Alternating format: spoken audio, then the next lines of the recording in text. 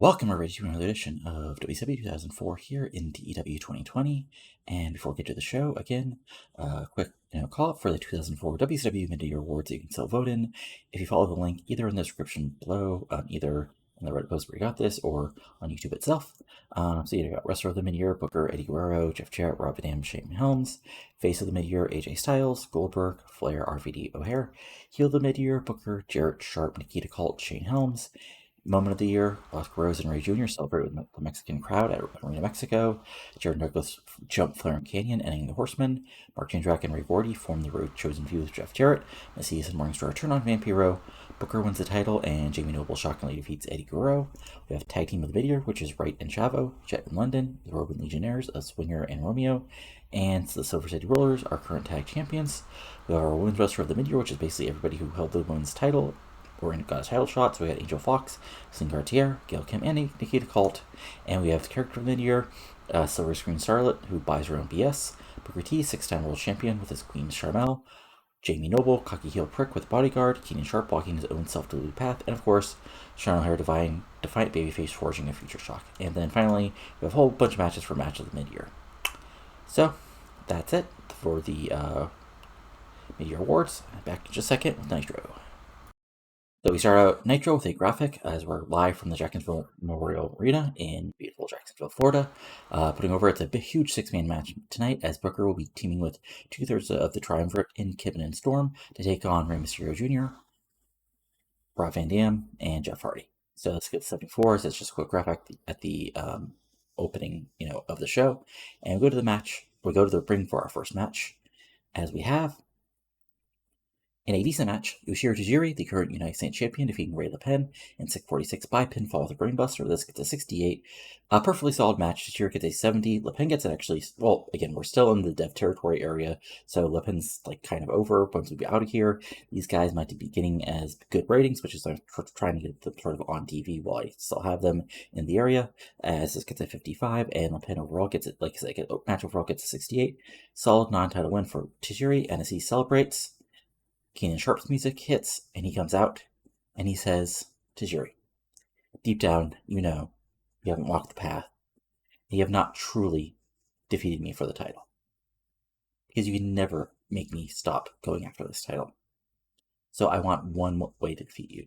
I want to get you in that ring, and I don't want to make you tap out. I don't want to make you tap the mat 3 times. I don't want to have you submit or have the match stop. No. I want to make you say I quit and prove that I'm the better man. I'm the better wrestler because I traveled all over the world learning the secret ways of fighting and wrestling and grappling. And when I'm done with you, you will fall behind me. Tears simply nods, takes the mic from the ring announcer and says, I kick your ass. Pop for that as this gets 74. Fun little promos. Yes, it's officially which I might have not put, yeah, so.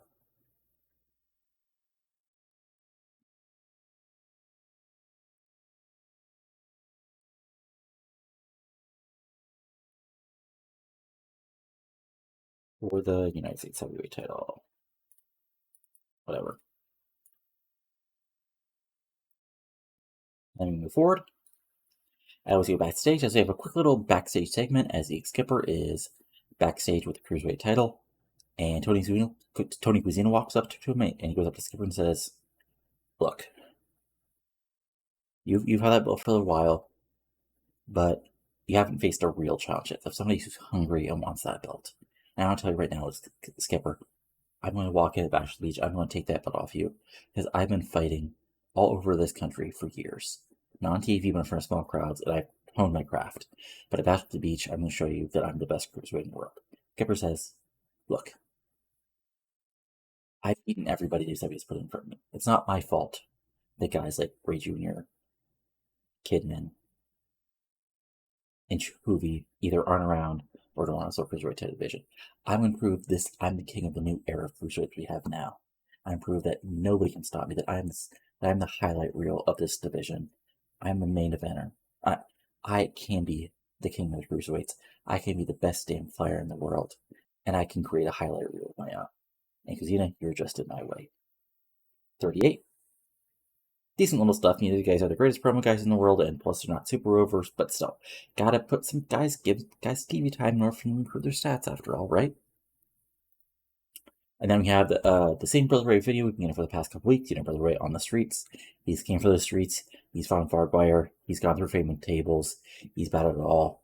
But now he's coming to WCW for the biggest fight of his life to prove that he can do this all on his own. 70, decent stuff. And he just, puts over Brother Ray as coming to WCW. Then we go backstage where Tank Toland is backstage and he runs into Tori Wilson. And he basically, hits on her badly. And Tori's like, "Who are you?" And I'm like, "I'm the best looking man in professional wrestling. I can be the man who gives you the best night of your life." And Tori just looks him down and says, "I'm good," and walks away. Tank just sort of smirks and says, "Too bad for her. I can show her. I'll just find somebody even better." So there we go. Tank sort of doing some backstage promo work to get his character over. And yeah, he's just, a sleazy. He was a dick in the WDF. His name is Tank Toland. You can sort of see where this is going. But 54, not bad. And then we do our ring for our another tag team women's match, sort of tune up for the big tag team all-star match at the pay-per-view as an extremely short match. Angel Foxx and Lexi James defeated Jordan Cole and shit. That should be Celine Cartier, not Cash. Oh my god. Let's pretend that's not Cash. That is Celine Cartier. Let's pretend. Oh my god, that's the dumbest thing I've done in a while. Oh my god. Well, I understand why this got a 57 now. Okay. Let's pretend, and that was Celine Cartier. So what was supposed to happen is this is just a 5-minute sprint of these guys just going after us because they've all been fighting and feuding for basically the whole entirety of the women's division. But Lexi James basically slips in. And sort of in the mess, slips in, hits a quick Lexi DDT on Jordan Cole, and hits the 1, 2, 3, and gets the pinfall victory. This gets a 57 overall. Of course, Cash looked out there because he's, oh my god. But of the people who should be involved in this match, Lexi James gets a 56, Angel Foxx gets a 55, and Jordan Cole gets a 52. Okay, after that hilarity, let's move on to the actual angle. So, Lexi James and Angel Foxx, they celebrate after Cole and Cartier go to the back, and they're like, "We just proved once again why look, Gail Kim's busy to win the title. We just kicked Jordan's and Celine's ass. So, Tricia, you're backstage, but come up here and tell us who your partner is, because it's nobody who we can wipe the floor with. Just come out here and prove that you've got nobody who can defeat us." And after a moment, Tricia Skye's music getting sits. "You're right. Gail Kim is defending her world title. You're right. Jordan and Celine are both great wrestlers, but they're not who I chose to have as a partner. Because not only is the WWE Women's Division about the best women's wrestler in the world, but it should also be about the future of women's wrestling in this business right now. And there's lots of great women's wrestlers out there getting experience, become better and better. But I've noticed somebody who has wrestled here in WCW a few times, but also wrestled all over the world, and has a pedigree second to none. So yes, let me bring out my partner, somebody with a last name we're all familiar with, who most importantly can be a great tag team partner of mine to kick both your asses at Bash at the Beach. Out comes Natty Neidhart. So this gets a 61. Good stuff. Not the best promo stuff, but yeah, this sets up that the tag team match at Bash at the Beach will be Lexi James. There we go. And Angel Foxx versus Natty Neidhart and Tricia Skye.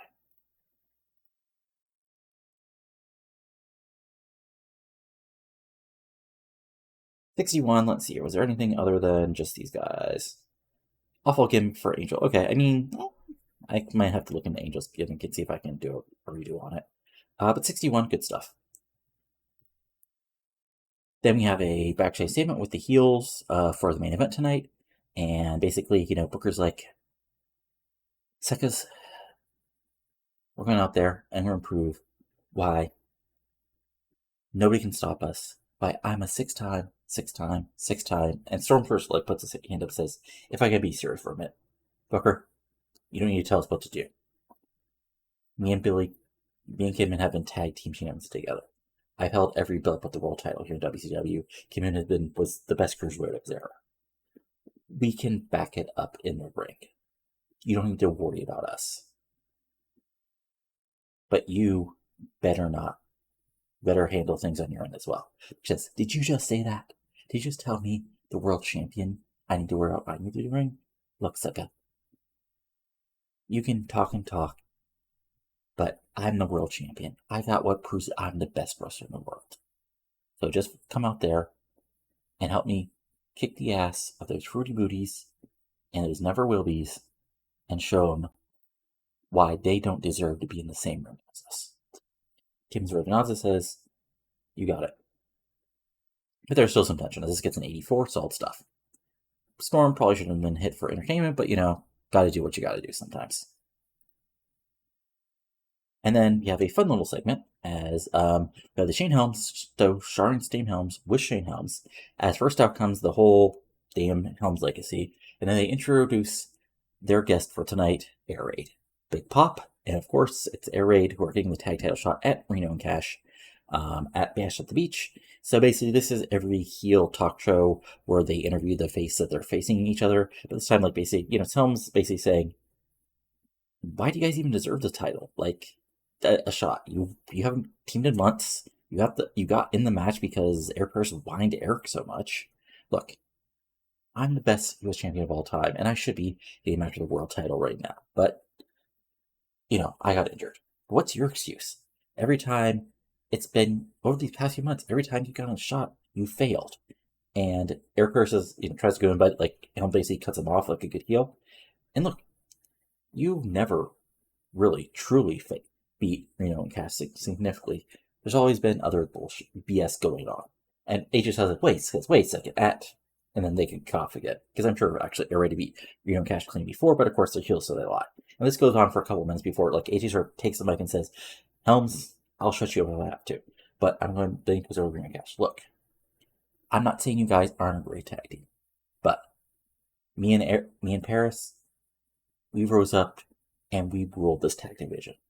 We competed in the best tag team match in years in Aerial Assault. So you think just because we haven't teamed together regular for a couple of months that we aren't a well-oiled machine, you've got another thing coming. And at Bash at the Beach, we're going to take our tag titles back. And then they walk away.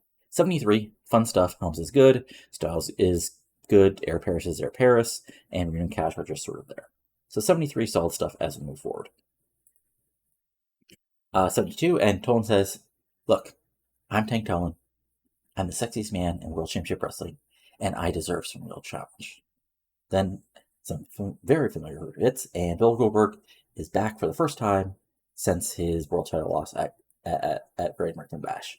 Tolan seems kind of nonplussed, but then the actual match happens. It's a 72, as Bill Goldberg kills Tank Tolan in 421 by pinfall with the jackhammer. Of course, there was no selling and there was no psych. This gets a 70, Goldberg gets a 96, Tolan surprised gets a 61, and yeah, Tolan gets some offense in, but Goldberg is Goldberg, and he just runs him over and gets the big pin. And then afterwards, Goldberg celebrates to a big pop, quick little 2-minute segment as this gets a 74. Fun stuff. And yeah, basically, just, Goldberg, again, part of the problem with Goldberg is, unless he's getting a top tier angle or one of the top, it's hard for Goldberg to just sort of float around in the mid card not doing much. Because unlike real life WCW of the late 90s, I don't have 8 zillion jobbers for him to kill every week. And yeah. But yes, it's still fun stuff. And then when we come back for commercial, an extremely short match. Macias Morningstar come out as a team, and they just wreck Shannon Moore and Ernest Miller in 455 when Macias pins Ernest Miller with Sickle of Death, but he just hits him with a huge choke slam and gets the pinfall. This gets a 48, which is actually worse than I thought it was going to be. Macias gets an 83, Morningstar gets an 83, Miller and Moore just insanely not over. Honestly, I could have probably borrowed some Wild Side guys and got a better rating. That's unfortunate. But it's a 48, and of course, looks like they're going to go for the kill after the match. When out of nowhere, out comes O'Haire and Palumbo, and the brawl is on, and these guys just start brawling to the back as this gets an 81, and puts over the big, huge matches coming up at Bash to the Beach. Morningstar versus Palumbo one more time. Of course, O'Haire Macias in the Death of Darkness match. And look forward, and we go backstage, and basically the faces are backstage, and Hardy just hanging out. Hardy's like in the back, just drumming randomly on a guitar, and RVD is with Ray, and Ray's sort of like nervous because like I haven't been doing great the past couple, like ever since I lost his title. I've sort of been stuck out of the group. But RVD's like, it's not a worry, bro. Look, you're the greatest cruiserweight of all time, man. Jeff, he's, and I'm this guy saying this, he's a little weird sometimes, but he can do it when he gets in that ring. And you got me, RVD. So don't worry, bro. We got this covered. Booker's an asshole, but we can beat him. And Kidman and Storm, they're two self-conceited assholes. But you guys, I've got faith in you. Now let's just go out there and show them what we've got. 96, really good stuff, as these guys are all really over. Fun times. Right, okay. Then we go backstage, and the Roman Legion, Sir Toro, Romeo, and Swinger, and Tarzan Toro's like, it is a disgrace that WCW has allowed a crazy man like Sabu and a drunk like Sandman to get involved in this business again. They should be making sure the future of professional wrestling in the Roman Empire is not impeded by two men who should be resting themselves, getting rid of their 8 zillion injuries apiece from wrestling in front of 10 people in a bingo hall somewhere. And instead, they've gotten involved in Roman business, so if we have to, we will take them apart bit by bit, piece by piece. Because nothing will stop the return of the Roman Empire. 65, good promo for Toro. I'll see you move forward. So this is a fun little match, as basically in a good match, the chosen few of Jeff Jarrett, Mark Jindrak, and Simply Johnny Devine defeated Paul London and Hart Legacy in 1201 when Johnny Devine pinned Teddy Hart with the Divine Intervention. I'll be honest, I have no idea what that is. It's probably some sort of flipping move or some sort of like pile driver variation, because if it's a mid-2000s indie move, so it's probably something like that. So, matches put over as chosen few, wanting to show, how good they work together. Paul London, did some good flip, or basically the faces do a lot of good flips, do some, I'm sure there's a triple planche at some point, maybe even like a double moonsault by London and Evans, and actually maybe like a triple moonsault, because by all these guys can do it. Eventually, heels get the advantage via heel tactics. Jindrak does some power move. Jarrett probably, does some wild brawling and stuff. But in the end, Divine slips in, hits his finisher on Teddy Hart, and gets the 1, 2, 3 for the heels. Divine gets a 64. Jindrak gets a 75. Jarrett gets a 90. Evans gets an 86. God, I really need to push him like above where he is right now. Teddy Hart gets a 75, and Paul London gets a 75. Fun stuff. 81. And post-match, the heels celebrate to the boos of the crowd as this gets a 69, while Jindrak holds up his television title. And then, backstage, we have Warish with Noble, which gets an 82, wow, which is actually shockingly good, as Warish puts over the fact that, Noble puts over the fact that at Bash at the Beach, I will take care of my little business. I beat Eddie Guerrero. I should be moving on to bigger and better things. But instead, me and my main man, Ebony Sable, have to take out the trash and show Alex Wright and Chavo Guerrero where they exactly deserve, which is not in front of me anymore. So either Ebony will wreck them, or I'll make their bones break. But one or the other, they'll be reminded that they do not deserve to be in my ring. And then Noble walks away as this gets an 82. And then we have a interesting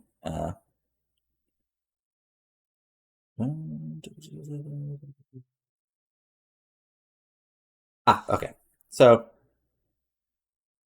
right, okay. So we start out, coming back from commercial, we get some interesting African type music, and we have like some sights of an African country, but not the sights you're used to. We see, expensive cars, big houses, and a voiceover, which I'm not going to try to do the accent, because no, but it's basically, this is not the Africa you're used to. You're used to poor people, shanty towns, and everything else the media wants you to see, but they do not see the greatness of Africa, the greatness of my country, Ghana, of the royal blood that I'm descended from, of the riches that we deserve as the royalty of this continent. But I, Prince O'Haire, is coming to World Champion Wrestling to show you the greatness of Ghana. So yes, Prince Nana, renamed Prince O'Haire because that's also his real name, and Prince O'Haire sounds better, honestly, as a wrestling name than Prince Nana. Like, slightly less, I mean, even though Nana is a shoot name, it also sounds like kind of a name a racist promoter would give a black guy from Ghana. So yeah, Prince O'Haire sounds a little more, sounds better, honestly. So let's change this to fake royalty and gets, god damn it, awful. Oh, also not doing it popular, so it gives us some moves to microphone. So not the end of the world, but it gets a 42 because yeah, it's not that over, but still good stuff. The Army event, which is an 87, fun times. As in a bout of superb wrestling and great heat, Rey Mysterio Jr., Rob Van Dam, and Jeff Hardy defeated Booker T, Billy Kidman, and Lance Storm in 1912 when Rob Van Dam pinned the world champion Booker T with a 5-star frog splash. So this gets an 87, and as you can imagine, this match just goes all over. You know, this is just move after move, big spots, lots of heat. You know, Rey Mysterio Jr. hitting his Hurricane Ranas, his, flippy stuff. You know, Jeff Hardy diving out of the ring, running the ropes on the running the guardrail, hitting maybe Kidman, Booker brawling and going after Rob Van Dam, that going to spilling to the outside, Kidman doing some cocky heel crap, hitting the Kid Crush, but Rey Mysterio making the save, Ray Kidman doing some, throwback back and forth on each other, Storm hitting a super kick, going for the pinfall on somebody, eventually it all breaking down. By the end, RVD is able to hit the Van Dam ladder, go up top, and get the 1, 2, 3 on the world champion. As the answer is put over, if this happens at the pay-per-view, Rob Van Dam will be the new world champion. And overall, the show itself gets 88. Okay, so yeah, good stuff. And yeah, just a really solid show as we head out to Bash at the Beach. And Greg Valentine, who's still there. And you can see, basically nothing in the ring anymore. But, still not terrible. Yeah, I guess if I was doing like local to global at this time, maybe I'd hire him, put over some people. Who knows? Yeah, let's just see what Raw did. See if there's any interesting emails, and then we'll go on to Revolution. So, Raw, let's see here.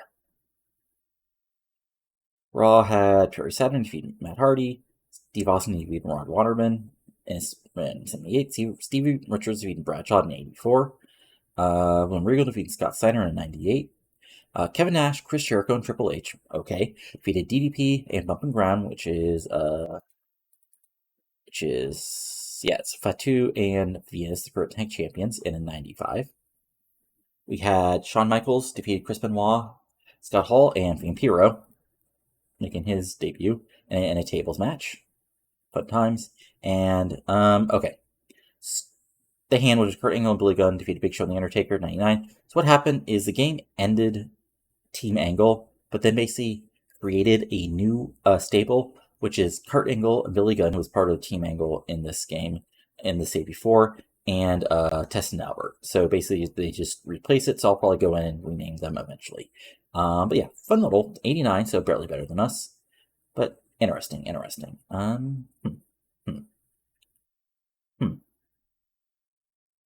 That's okay. I'll have to double check. What's the word I'm looking for here?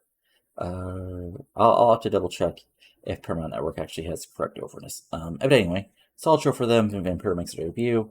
Let's see. Any email? Macias thinks, geez, go after the big guy. That's mean, but I mean, you're not wrong. But okay. Fun times. But yeah, so I'll be back in just a second with Revolution. Alright, it's now time for Revolution, and the last show before Bash at the Beach.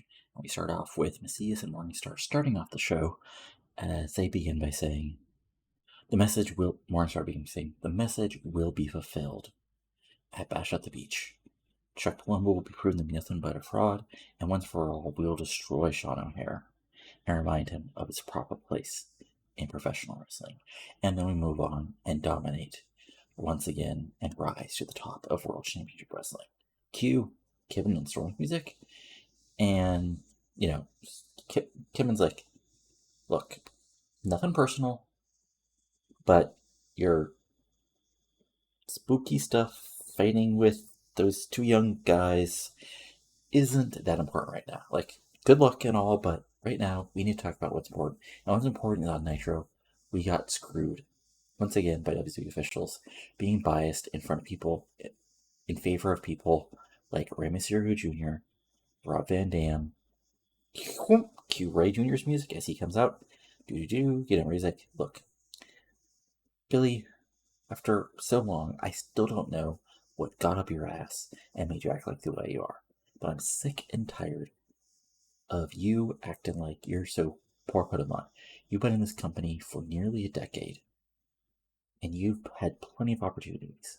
So quit acting like you're stuck wrestling on Saturday night or something.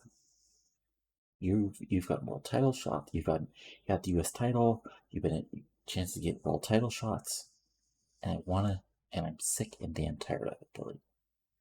Q O'Haire and Palumbo coming out, and you know puts Pat's right on Junior. So look, Ray, Kidman. No, he's like, Ray, thanks for coming out, but Billy, get the hell out of the ring. And you, Morningstar, Macias. No, what's going to happen at Bash at the Beach isn't that the mess will be filled, but the mess will be proven to be a fraud. Because what's going to happen at Bash at the Beach is Plumbo's going to kick your jaw in, and I'm going to wreck your monster and prove that he's nothing. That he may be big, he may be bad, but nothing can stand up to the future shock of professional wrestling. I'm going to take him out. I'm going to prove that I am the future of this business. And eventually, everybody just starts yelling at each other, and out comes Eric Bischoff. He's like, okay, look, I get it. A couple days before the pay per view, tensions are high, but we need to get on to the actual show. So, need a main event tonight. So let's say you, points at Morningstar, you, Kidman, and you, when he points at Landstorm, versus you three, and he points at O'Haire, Palumbo, and Ray. 6-man tag, have fun, kill each other. Then he walks away. So big main event setup as this gets a 90, and a little backstage stuff. So originally I was going to do O'Haire and Kidman versus Morningstar and Kidman. O'Haire and Ray versus Morningstar and Kidman, but I forgot O'Haire and Ray had been chemistry partners. So setting up this six-man instead. So this gets a 90, really good stuff. As we move forward, they have a quick little backstage statement as Natty Neidhart is talking to Jordan Cole and Cartier. She goes up and like almost apologizes for getting the match in the big women's tag match at Bash of the Beach, and seeing Cartier and says, "Look, nothing personal, but you know, obviously we think we deserve the shot, but good luck.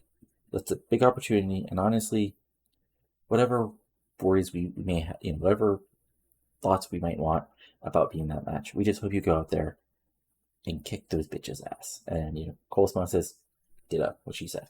They walk away. So 42, sort of like giving, you know, the baby faces on the roster, putting Natty over and giving her seal of approval as she teams up with Tricia Skye at Bash of the Beach in the big women's tag match against Lexi James and Angel Foxx. As this gets a 42, as you know, it's only 2 minutes in. Good little backstage game with people who aren't that over yet. Then we have our opening tag match, as in a decent match, Elite Skipper, Ebony Sable, and Jamie Noble defeated Tony Cudina and Raiden Chaffo in 940. And Ebony Sable pinned, with a handful of tights, basically, you know, wild match, gets 65 overall. You know, Noble does his, you know, cocky heel technical gimmick. Raiden Chaffo does some good tag team matches together. Cudina flies a little.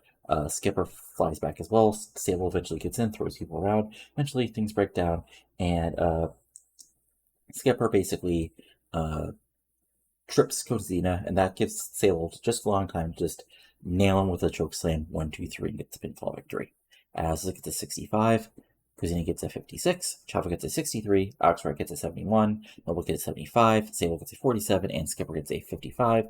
Fun times, and post-match, he'll celebrate. Skipper points at his belt and then points at Cozina and just simply shrugs as the fans boo, and the heels celebrate as it gets a 51. And we move forward to the next thing on the show,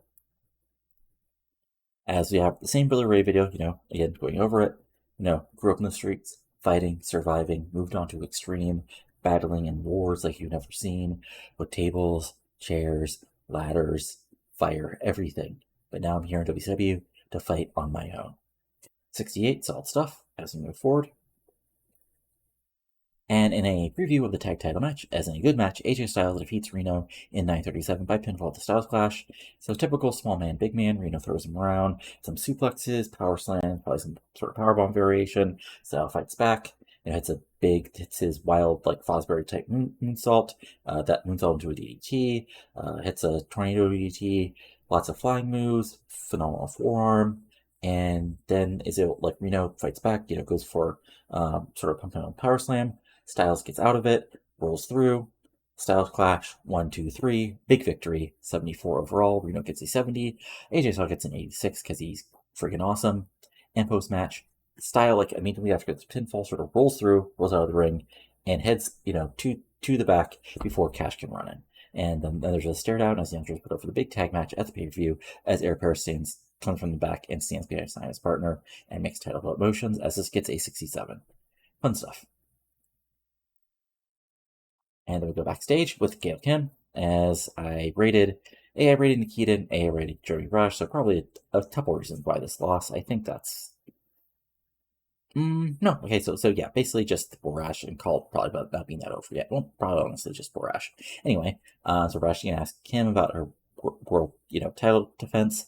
At Bash the Beating says, look, I'm not going to deny that Nikita Colt is one of the best women's wrestlers, but I said one of the best. Now, Nikita has to remind herself is, yeah, she's fought in Europe. She's had success before, but I'm still the head bitch in charge of this division.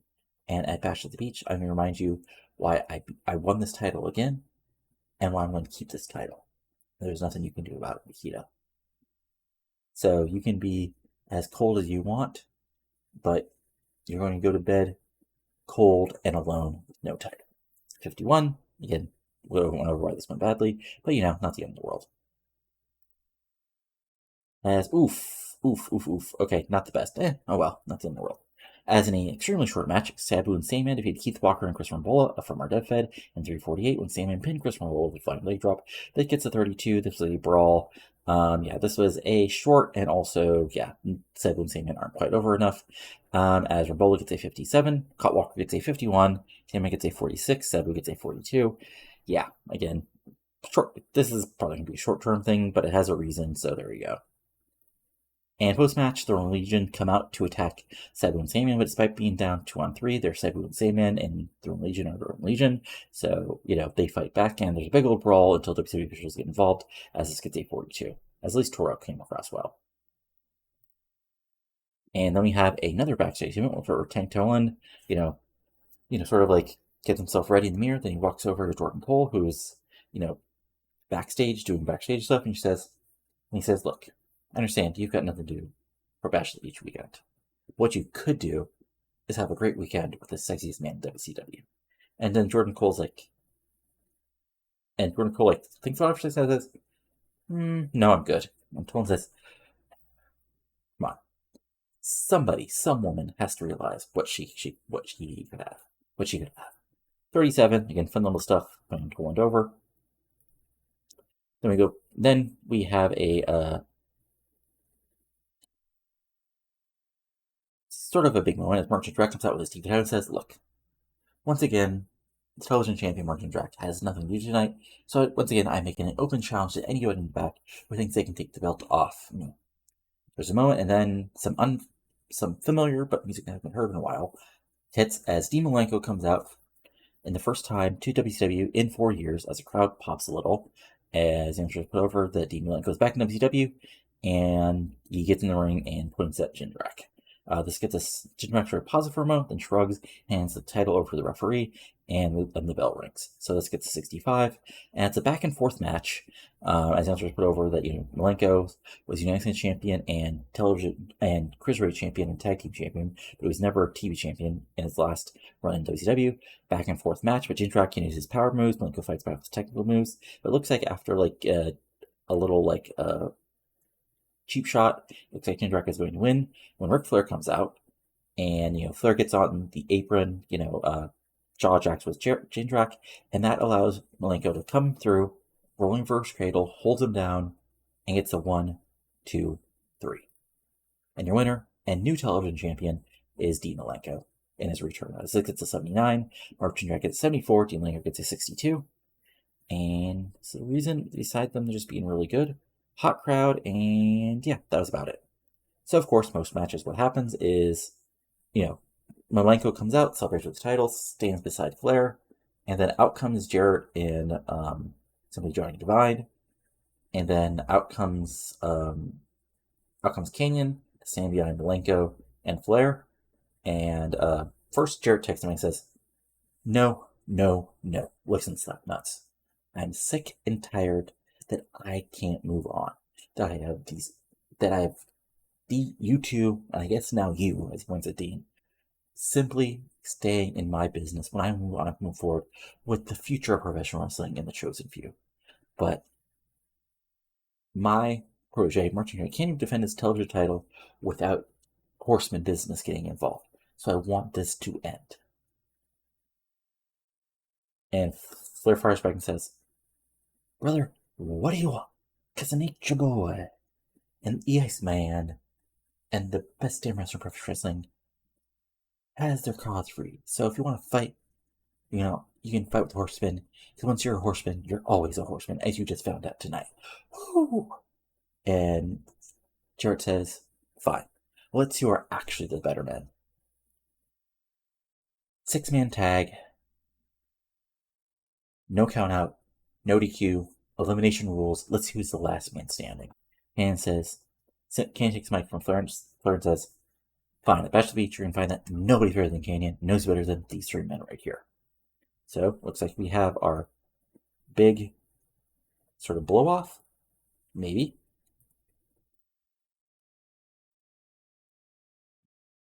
Steve Malenko, Ric Flair, and Canyon take on Jeff Jarrett, Mark Jindrak, and simply Johnny Devine. Now, how's that for a 6-man tag? You would have not imagined at the start of this save, or at least the start of this YouTube series. And let's make sure it's Jeff Jarrett, not Jeff Hardy. So this gets a 91, good stuff. Then we have basically the same Prince Osei video I went over during Nitro, so this gets a 56.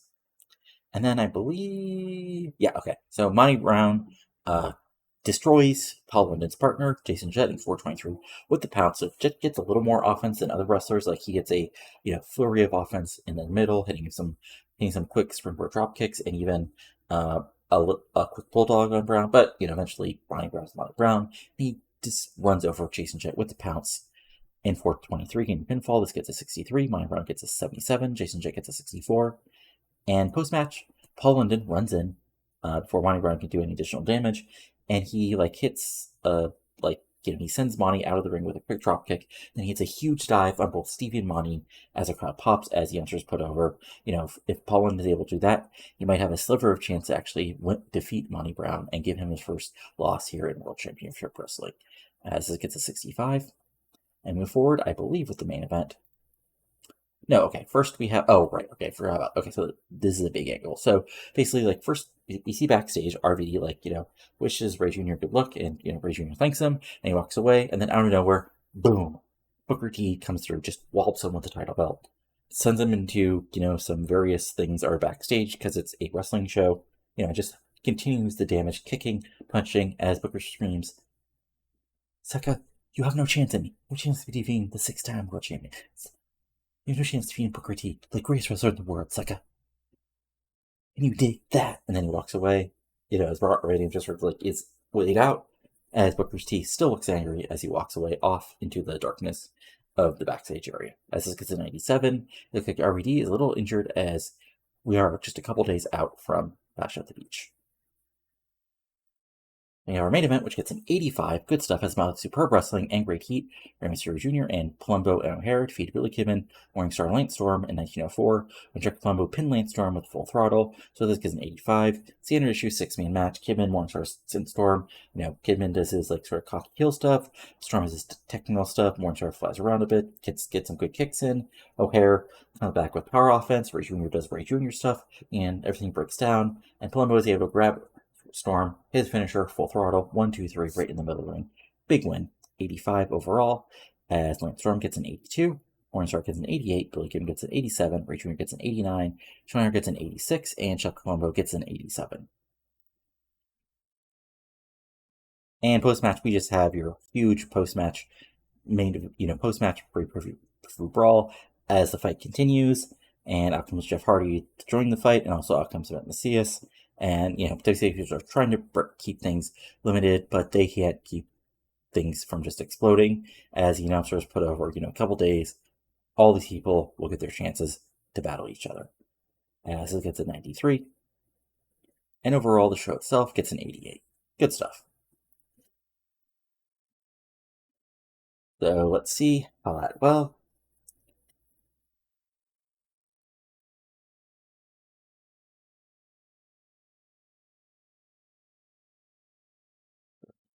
Yeah, all right. Okay, so we had Revolution, fantastic review. Let's see, any emails? Okay, I think that's about what we thought. Okay, so again, before we end things, let's go over what's happening in the last week or so. So first,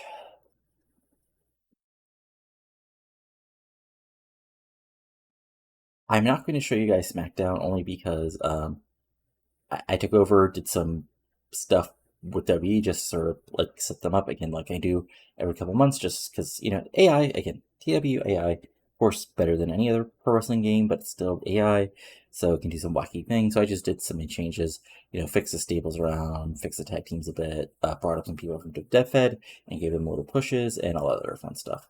Anyway, though, who is Brett Saunders? Okay, he's just a random guy. Interesting. Very interesting. Anyway, but look at our dev fed. Nope, that's fine. Where are you? And there we are. All right, so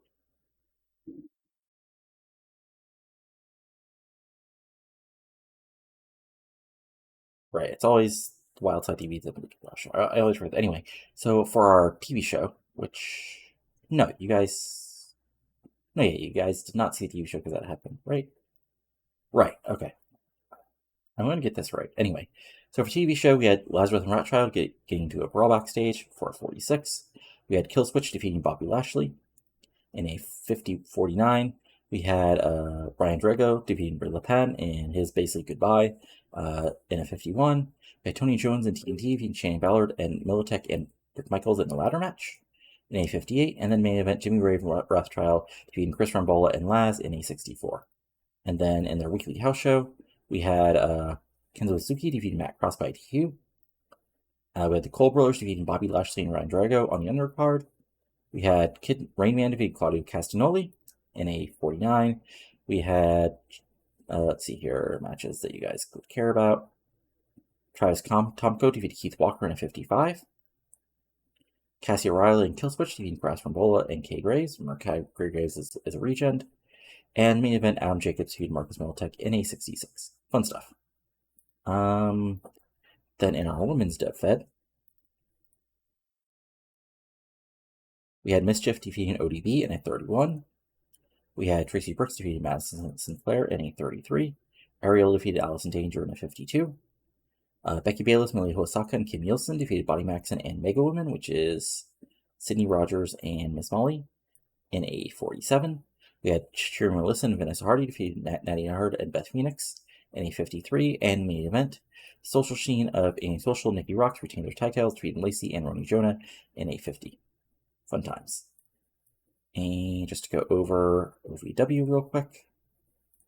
OVW, let's see here. Spanky defeated Maven in a 70. Fun times. Christy Ricci defeated Linda Miles in a match for the OVW TV's title. Actually, you can probably bring up Linda Miles. I should actually probably do that real quick. Let's see here. We had Justice defeating Trent Baker. So, big win for Abyss. And Ricky Constantino defeated Shelton Benjamin in a cage match in a 69. And CM Punk defeated Homicide in a 71. And the other OVW Leap show, let's see here. What else? Angel Orsina and Jamie Keys defeated Lizzie Borden and Sarah Stock in a 51. We had Christina Ricci defeating Linda Miles in an I Quit match in a 56. And then Lance Cade and Christian York defeated Spanky and Joey Matthews by DQ in a match for lead tag titles in 63. And CM Punk defeated Justice, aka Abyss, in a 69. Then HWA, where are they? HW, did I show you their, do they have a big show after? No, okay, I showed you guys that. So we had Andy Douglas defeated Jimmy Jacobs in a 43. Cyber Squad, which is Adam Pearce and BJ Payne, defeated Skinhead Ivan and Corey Castle in a 40. Rookie Shane Page defeated Alex Shelley in a 50-41. BJ Whitmer and Pinpoint defeated Josh Joel Grunge and Capitelli and Shark Boy by count in a 56. And Matt Strecker defeated Charlie Harris in a 59. So, fun times, fun times. And I think that's about it I need to show you. Like, let's see, I just want to make sure. Noah, All Japan, AAA, and New Japan. Nope, no big shows for those guys. Okay. So that's about it. Of course, we've got the pay-per-view. So to go over things, let's go to my pre-booking. Well, first, storyline-wise, we got Beautiful Violence at a 56, Black Excellence at a 64, Booker RVD at an 88, Chavin Wright versus Noble Nemedy at a 65, Darkness Evolving at an 83, Death and Darkness at a 91, European Invasion at a 37. Okay, I'll probably end that because, yeah. Horsemen and Terminus at a 78, Passing the Torch, so Casemiro versus Air Raid at 71, Billy Kidman, Jeff Hardy, and Lance Storm at 88. Oh, shit. Okay, I forgot you need two people at an angle for it to go forward. Well, not the end of the world. Anyway, and Keenan Sharp versus Fury at an 82. And the actual show. The main event, it's Booker T versus RVD for the World Championship. We also have a match for the United States Champion, Yoshihiro Tajiri defending title versus Keenan Sharp. And in an I Quit match, we have Air Raid getting a big shot against the Silver City Rollers of Reno and Cash for the tag titles. We have Gil Kim defending Women's Championship against the Unity Cult. And then we also have the Cruiserweight title on the line as Eva Skipper faces Tony Casino. Then in some big grudge matches, we have Chuck Palumbo versus Morningstar, Sean O'Haire versus Macias in a Death and Darkness match. Then we have a huge elimination match as the Horsemen of Flair, Kane, and Malenko face Jeff Jarrett and the rest of the Chosen Few in Mark Jindrak and Simply Johnny Devine, Jeff Hardy versus Billy Kidman, Lonnie Brown versus Paul London, Monty Brown's toughest test yet. A huge tag match as Wright and Chavo take on Jamie Noble and Emmy Sable. And of course, in the big women's all-star tag match, Tricia Skye makes her WCW debut in the ring, teaming with Natty Neidhart to take on Angel Foxx and Lexi James. It'll be a big pay-per-view, one of our biggest while. So, but that's it for now. So if you enjoyed the show, go ahead and give it a like, comment below what you're liking and not liking, and subscribe to the channel for lots of other TEW 2020 content. That's it for now. So talk to you later, and adios.